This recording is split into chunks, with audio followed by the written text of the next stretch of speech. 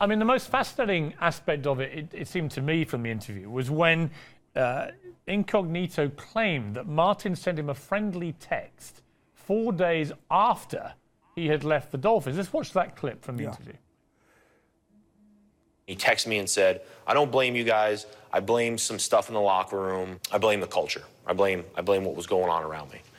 And when all this stuff got going and swirling and bullying got attached to it and my name got attached to it, I just texted him as a friend and was like, what's up with this, man? And he said, it's not coming from me.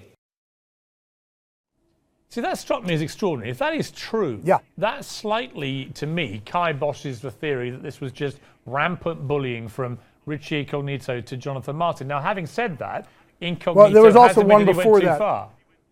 There was one before that also we showed on Fox, that the first one, even before that, said, the world's gone crazy, LOL. And then there was another one that said, by the way, don't check yourself into a mental hospital.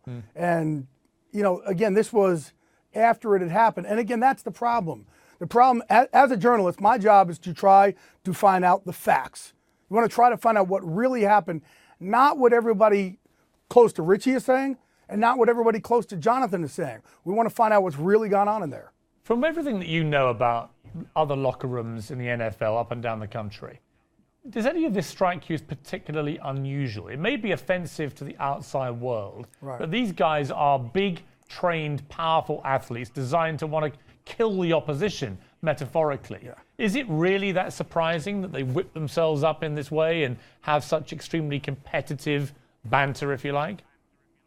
I think the great thing about being in sports is that you don't have to grow up. These guys are a bunch of kids, and, you know, kids can be mean.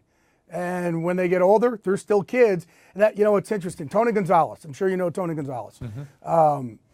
He probably said it best to me last week. He said, I get made fun of more than anybody in my locker room because I have 7 nationalities. They make fun of me for nationalities they think I am. He said, when I retire, I'm going to miss that the most. Now, that's Tony, and I get that. And, hey, our newsroom at Fox with me and Michael Strahan and Terry Bradshaw and Howie Long, oh, my God, if you ever heard us. But this question still is if, and my question to Richie was, if you are pushing him too far, that's your brother. You got to figure out a way. Hey, hold on, we got to back up, because maybe a big brother can go too far with a little brother. Maybe that's not the case. But at one point, you got to make sure, hey, nobody goes too far where it goes over the edge, because I think you could have bullying on any level.